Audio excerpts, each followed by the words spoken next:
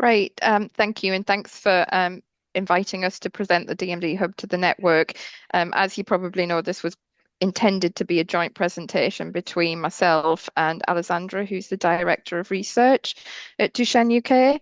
And the reason that we thought it would be a really good idea to do it together is really because we thought it emphasized the collaboration around these two organizations, which I'll talk a little bit more about, the John Walton Muscular Dystrophy Research Centre and Duchenne UK in coming together and collaborating to develop the DMD hub. So what we decided that we wanted to talk about today is really to give you a little bit of an introduction to DMD, Duchenne muscular dystrophy, to the organisation Duchenne UK, and to the John Walton Muscular Dystrophy Research Centre, which is based at Newcastle University, and then kindly finally tell you a little bit about, well, a lot about the DMD hub actually, by describing the journey that we've been on so far, and really what we've got planned next, and then really to open up for questions and discussions from yourselves. So I was aiming to present for about 30 minutes, if that's all right, Sonia, and then we can Hmm. have some time. Okay, great. Um, so I don't often have to do this slide because most of the time I'm presenting to people who know a lot about Duchenne muscular dystrophy, but I was at a rare disease conference last week, or yeah, for Rare Disease Day, and I realized that this was a slide that was really missing. So in case that you don't know about Duchenne muscular dystrophy, it is a muscle weakening condition. So it's a rare inherited neuromuscular disease. And it obviously affects all of the muscles in the body, which includes the heart and the lungs. There's around 2,500 people in the UK currently affected by Duchenne, about 20,000 people, or 200,000 people internationally. It is the most severe form of muscular dystrophy, so it is life-limiting. With recent advances in the field, we've managed to increase the life expectancy from around the early 20s to early 30s, but there is obviously more work to do. Diagnosis is around the age of 5, and this is when parents start to notice maybe like their little boys are not keeping up or running as fast as their peers, and then they kind of flag that to the healthcare professionals. So we are in a fortunate position where we're starting to have treatments coming through. I wouldn't say that they were as effective as we want them to be, but there definitely is nothing that we would consider a cure until now. So that there's still a lot of work to do.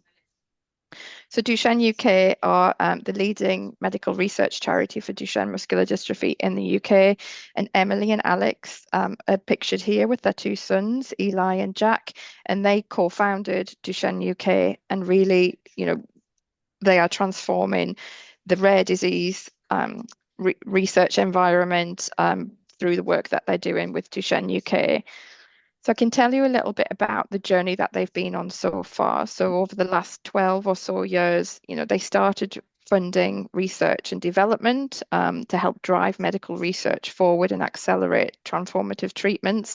One of the really early flagship projects that they became involved with was the DMD Hub, which obviously I'm going to talk about, and that was in 2016.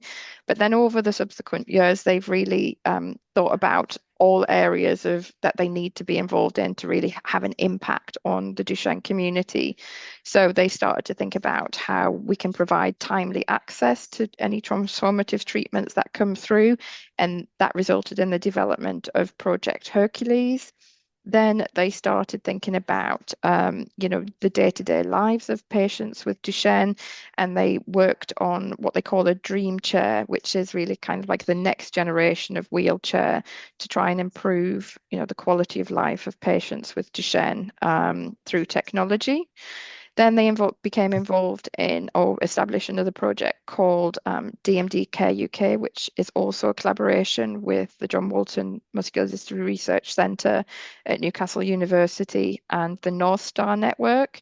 And what DMD Care UK does is it really focuses on the kind of the care aspects of people living with Duchenne muscular dystrophy to try and ensure that the standards of care that have been developed are being implemented across all care sites in the UK to ensure that patients are receiving the standard of care no matter where they receive their care. Um, something Another area of technology that they've become involved with is something called the Smart Suit. And this is thinking about, how you can help patients who have progressed a little bit further and are starting to have muscle weakness in their upper extremities. So not just the wheelchair, but also thinking about, arms and how we can help in that way. And then, the newest initiative is around the development of a Duchenne UK patient platform. And the idea of the platform is that it's a resource that's available for patients that essentially brings all aspects of the data collection from these different projects together, and it makes it easier for them to access information and to provide information that can then be used to further develop areas within the Duchenne community. So as you can see, it's been a lot so far, but there's still a lot to do.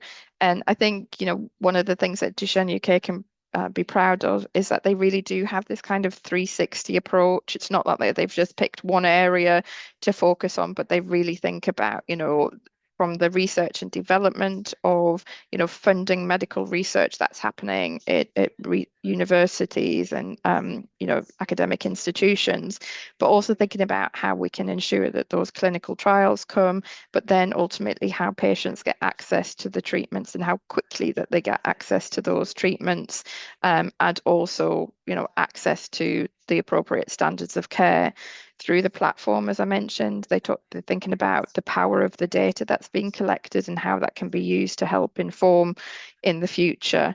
And then they have, obviously the whole area of their website where they can provide education to the patient community, newsletters and updates that they have. And they've got a new conference, which I think is going to be turning into an annual conference called New Horizons, where obviously the community comes together to share updates. And then through their policy work, they can really help drive forward policy initiatives. I think the early access program is the latest example of where they're having a real impact in helping to empower the community to, make sure that they're receiving the best care and the best standards that they can.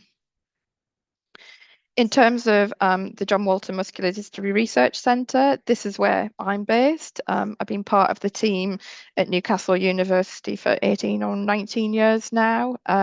And it's over the last 8 years that I've been involved in the DMD Hub, which is when we first established that.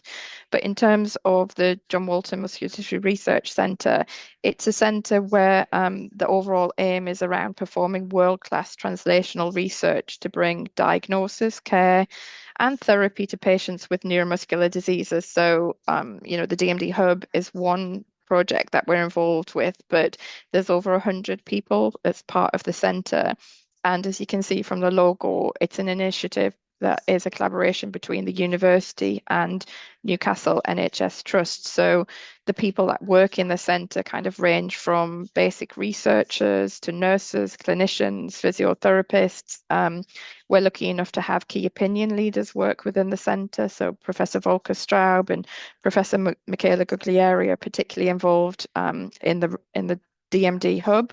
But yeah, this little graphic on the right-hand side shows that it's structured, the John Walton Centre, around 4 key areas, and that is, why we call it a translational research centre, because we have people who are working in the lab, working on mouse models and zebrafish and things like that.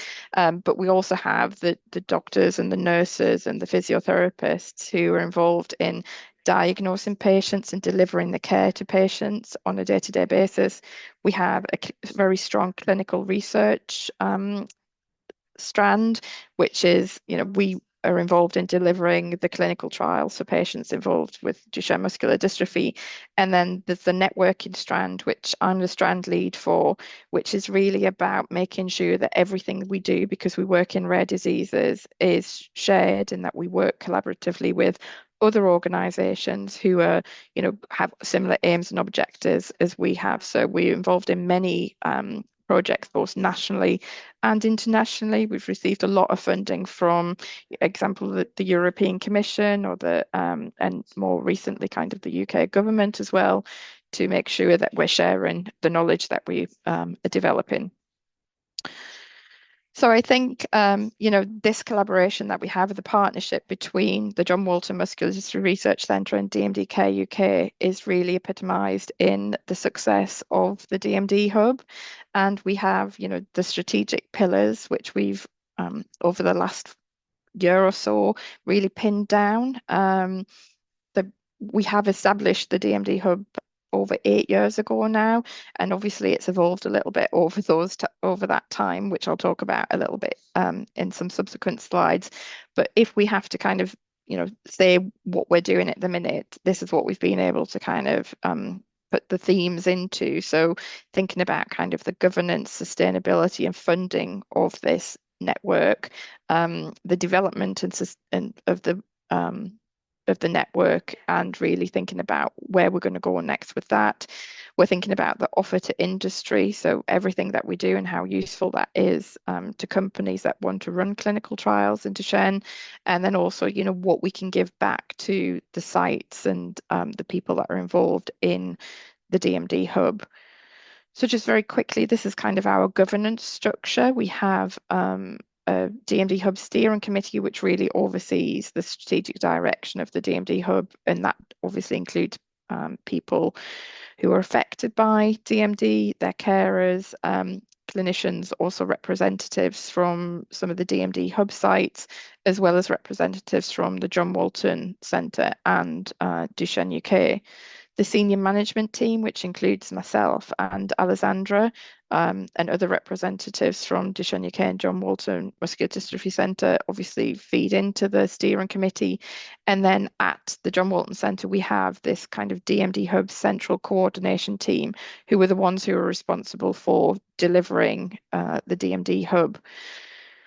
And then under that, we have various different, committees that help us and networks that help us to deliver this work.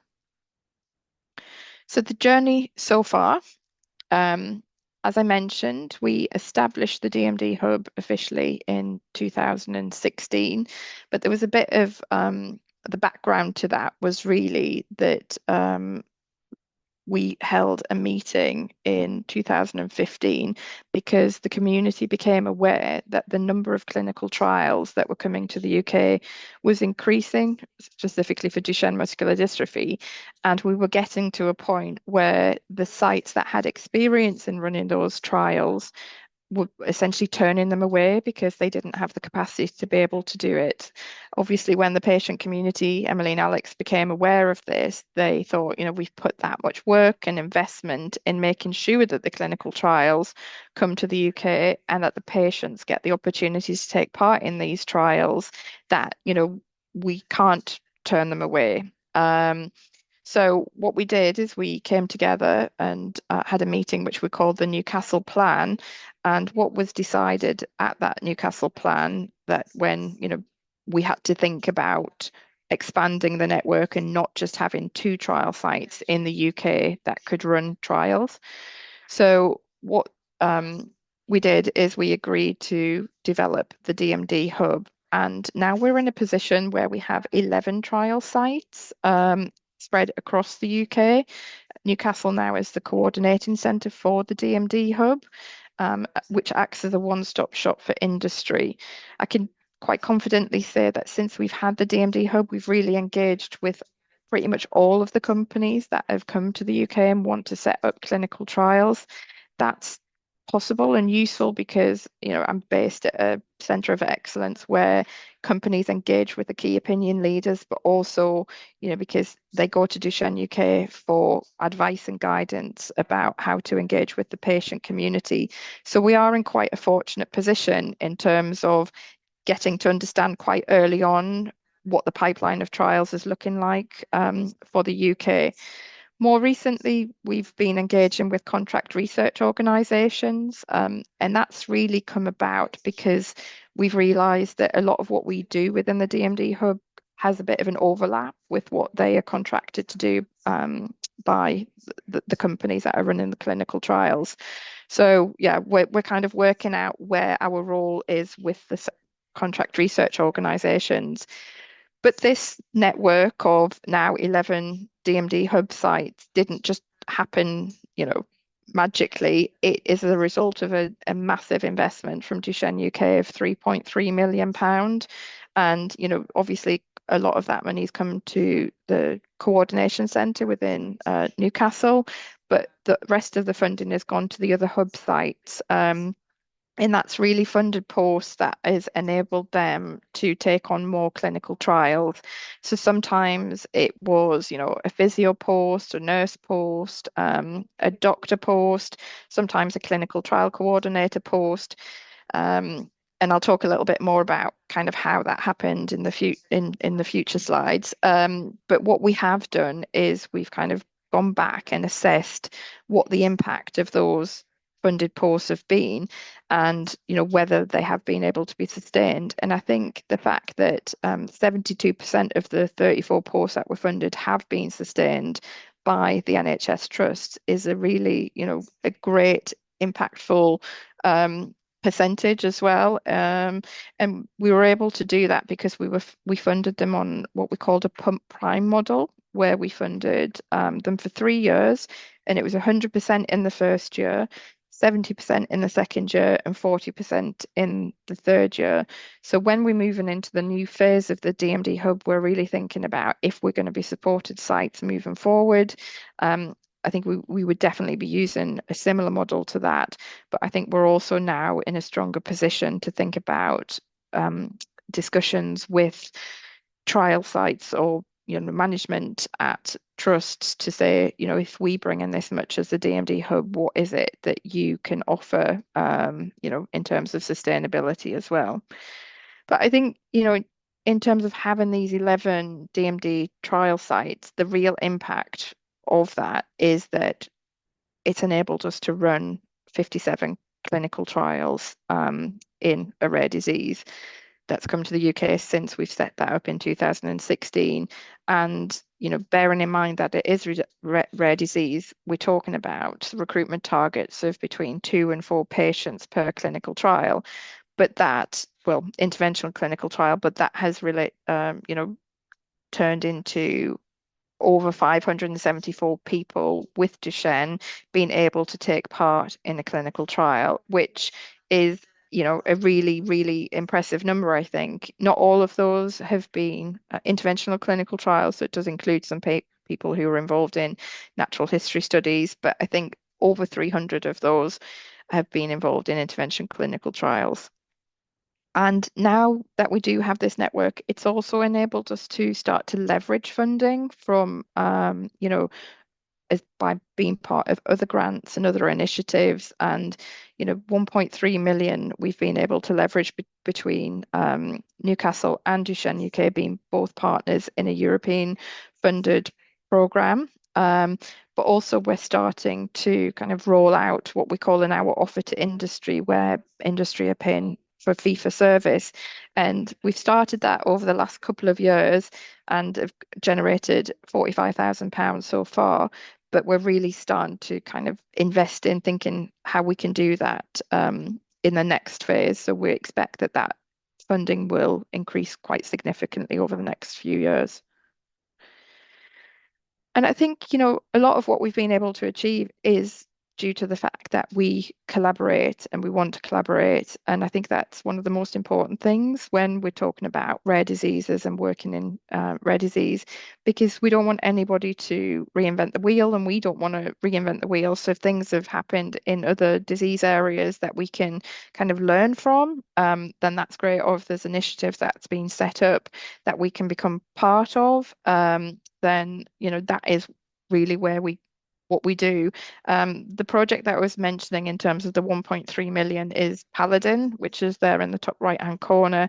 Like I said, a European funded initiative, but we're also involved in government UK funded initiatives, LifeArc being one, for a rare disease trial accelerator platform again. And it's not always about that you can be a partner and that you get, funding for that, but a lot of the time it's also, well, we just need to work alongside you and make sure that we share learnings and expertise. So I think you can see from this graphic that we have and we continue to collaborate. We have also, I mean, you probably know much better than me as well, but there was a report, an ABPI report that came out that suggested that the number of commercial clinical trials initiated in the UK dropped by 41%, and that recruitment to commercially led studies had dropped by 44%. And this report really, made us think, take a step back and think, well, is that true? Is that reflective of what we've experienced in Duchenne? And it wasn't. So we were in a really fortunate position that the trials in Duchenne had continued to come even through COVID and Brexit. It didn't affect it didn't drop the number of clinical trials. Obviously, during COVID, there was a kind of maintenance phase, but then that actually resulted in when we were able to start with clinical trials again, there was a huge increase because there was a bit of a backlog in terms of companies waiting to come to the UK to run clinical trials in Duchenne.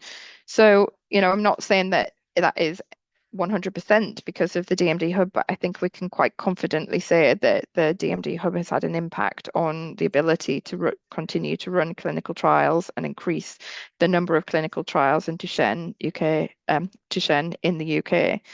And, so we have more recently, after the report from Lord O'Shaughnessy, made contact with him and had a conversation.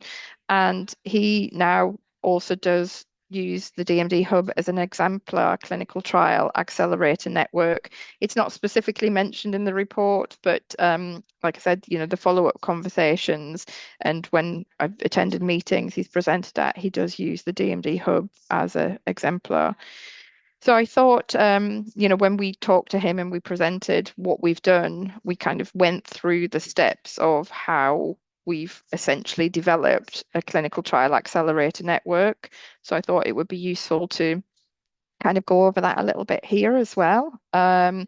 So, like I said, we established the DMD Hub in 2016, and the first thing that we needed to do, because of the capacity issues, was to build capacity. So, build capacity by investing in the two sites that already had experience of running Duchenne clinical trials, but then also considering which other sites were interested in running clinical trials and what they need, and understanding what they needed to be able to take on those trials. And it was an iterative approach. So we didn't just, fund 11 sites in the first year. We funded an extra site in 2016 and then Leeds in 2017. And, once we developed that model, like I was saying about the pump prime, we rolled it out to several other trial sites. So it was 2020 when we kind of got to the point where we think, right, we've got 11 sites, that's okay for now. And they were obviously had posts that were funded. In 2023, we did a review to see how it was going, and that's when we understood that most of these posts had still been, were being sustained by the trusts. But we do now also, because of that capacity review and because the number of clinical trials continues to come through, we still have capacity issues at trial sites in the UK. So we need to address that in the next phase.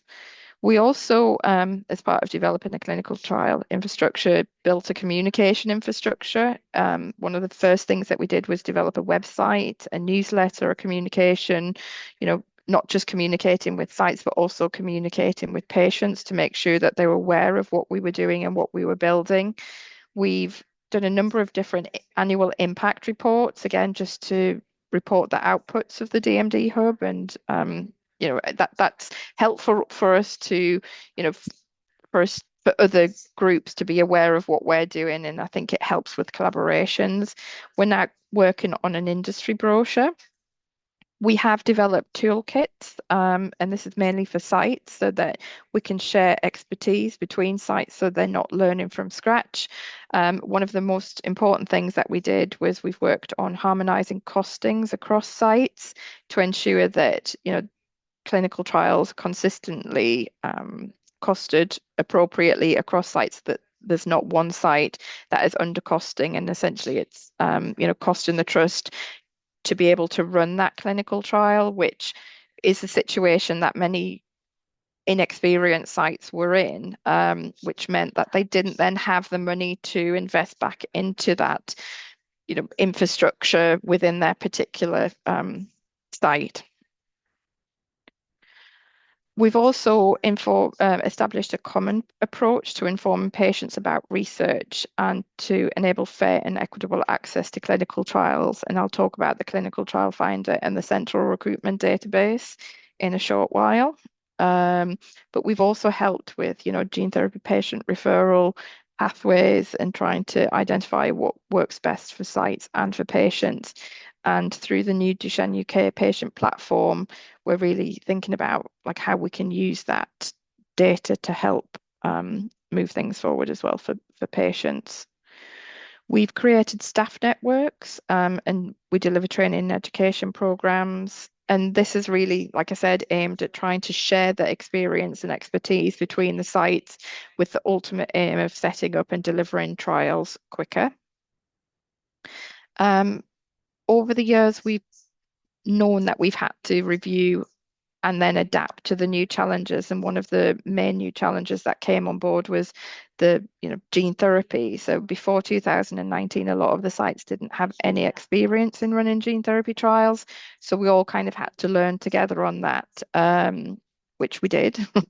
And finally, we had to think about kind of planning for the future because, like I said, Duchenne UK invested 3.3 million into the development of the network. It's not fair and it's not sustainable to expect, that patient organisation will continue to do that, especially when, we have developed tools and services that are useful and, worth funding from industry. So that's what we're kind of thinking about for the future of how we evolve the network and expand, but also ensure that we get that input from industry. Okay, so one of the first things we did, like I mentioned, is we set up a DMD Hub website, and we set this up as a key resource for industry, for clinical sites, and for patients, with the idea of being a one-stop shop for industry and sponsors interested in conducting clinical trials in the UK. And it's really useful in that respect because it gives us visibility and obviously it gives us credibility. But in that website, we host what we call an interactive clinical trial finder. And as I said, that's something that we set up quite early on in the DMD Hub process. And the clinical trial finder is, a resource that is essentially for patients, and it's to give them, information, up-to-date information about all clinical trials that are coming to the UK for Duchenne muscular dystrophy. Because what we heard from the patient community is that their frustrations in that if they weren't seen at a clinical trial site that was running that clinical trial, then they weren't being given the opportunity to, take part in those clinical trials. So the clinical trial finder lists all of the clinical trials that are coming to the UK, but it also lists which sites that they're being run at, and what the recruitment status at that particular site is. So, not all sites open for the particular clinical trial at the same time. And the reason that this works so well, and the reason it's not just the same as the clinicaltrials.gov, is because we have these relationships with the sites, so that are setting up for these trials, and we have these relationships with the companies. So they tell us about these clinical trials, or we're aware of the clinical trials before they would be put on to clinicaltrials.gov.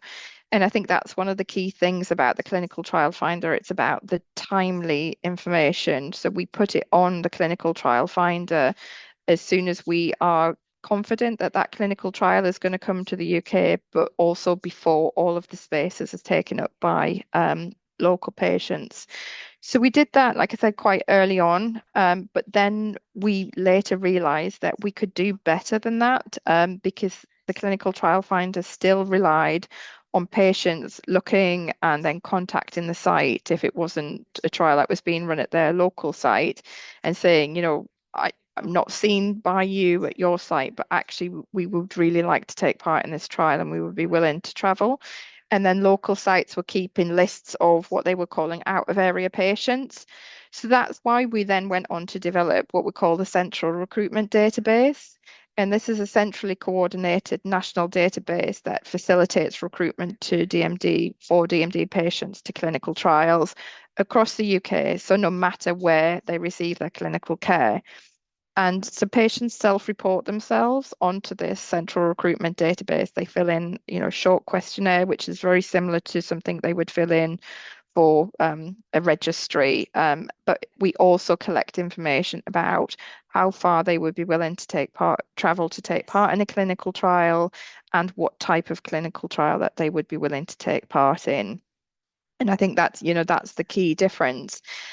And it is also different to any other kind of registry because we have this network of sites that, is running the clinical trials.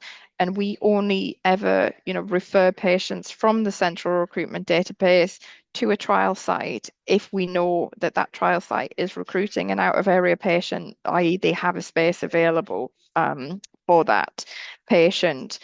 Um, and I think that, yeah, that's where the key difference between what we do in the central recruitment database and any other kind of initiative similar to this is. And the reason that we can do that is obviously because we have this network of sites that have agreed that they will recruit a certain number of patients from their local population and a certain number of patients from out of area. Um, and I think one of the most impressive things that I can say about the central recruitment database is that for every trial for Duchenne that's opened in the UK since we launched it, we have been able to recruit patients from the central recruitment database. I mean, it still doesn't mean that there is spaces for everybody that wants to take part in clinical trials because it's still a rare disease and it's still, limited number of spaces. But I think, this is the fairest way that we can do that. And we had some really nice publicity back in October 22 when a little boy called Charlie was referred through the central recruitment database from Aberdeen to take part in a gene therapy clinical trial in Newcastle. And his mum was, really appreciative and happy to kind of help us promote the central recruitment database. So I've already mentioned that we do kind of training and education. And again, this is important for the DMD Hub because it helps ensure that we have the engagement of the sites. It helps them see, obviously, also what they get back from being part of this network, because a lot of what we do now isn't about funding posts. It's about, we've done that, we expanded the capacity. But by them being involved in these networks, they really feel like it's helping them in their day-to-day delivery of their work. And we're really thinking about how we can expand that further. So we've got established networks for principal investigators, nurses, and clinical trial coordinators. Physios in the UK are already quite well connected and coordinated. But we're looking at whether there's a possibility to have a research physio network, thinking how we can support the next generation of clinicians through an early career clinician, and how we can link in better with kind of other sites, in particular adult sites, because a lot of the trials, or most of the trials to date, have been done at pediatric sites. So, but we're moving into a phase now where we have adult sites, so we need to kind of bring them on board with our journey as well. So that kind of starts to lead into what's next for the DMD Hub. And in summary, we want to become more inclusive to include adult patients with Duchenne because there's trials coming through, which means that we want to include adult sites. We want to maximize income generation through some of the tools and services that we've developed through the offer to industry. And essentially, we want to boost the capacity for translation. So I think it's all well and good making sure that you get the clinical trials and we run the clinical trials. But now, fortunately, we're also moving into the next phase where if we're getting good results from these clinical trials, we have to try and ensure that patients are going to be able to have access to those, whether that be through early access programs while they're waiting for the treatments to be approved. So like I said, the first step is to expand the network, and we're thinking about doing that in kind of two ways, through hub and spoke model and through adult sites.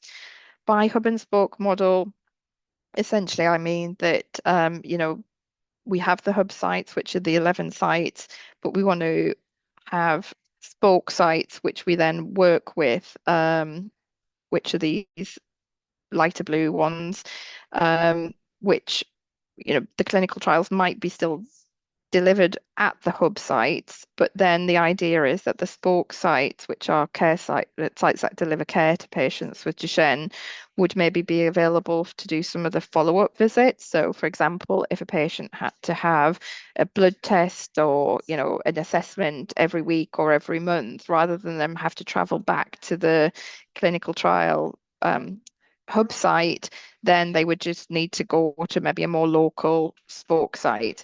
So that's good for the sites because it's relieving some of the capacity issues at the hub sites. It's good for patients because it's reducing the travel burden on them having to travel further for these clinical trials. And it's good for industry because it means that if we're relieving some of those capacity issues, it ensures that we're still going to be able to take on these trials in the future.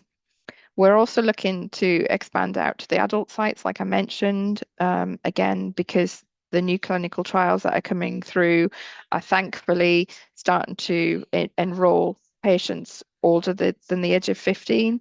And these pediatric sites face issues then because they can't see the patients to deliver the care. Therefore, it's also they need to start to think about transitioning patients to adult sites for clinical trials. But again, we're quite lucky in the UK because we have a network of both pediatric and adult sites that see patients with Duchenne. So we're going to start obviously working more closely with them. In terms of our offer to industry, you can see there's quite a lot on here. Some of it I've already touched on in terms of kind of community engagement and patient recruitment through the central recruitment database, the education and training. A new area that we are developing is site feasibility, which is where we are helping sites complete site feasibility forms for industry, again, just to try and relieve some of the burden from them being approached by multiple companies or multiple contract research organizations asking if they're interested in taking part in clinical trials. And then the newest area that we're looking at is kind of around site setup and monitoring, which again is what I was saying earlier in terms of working with contract research organizations on maybe the monitoring side of it, because what we're not trying to do and we don't want to move into is to be a contract research organization. But the more that I worked with them, the more that I realized a lot of what we do obviously is very useful to them. And they get paid quite a lot of money off industry to deliver these things, which we can already do. So it's going to be a really busy next year when we're developing that. But it's also very exciting, where we're going and what we want to do.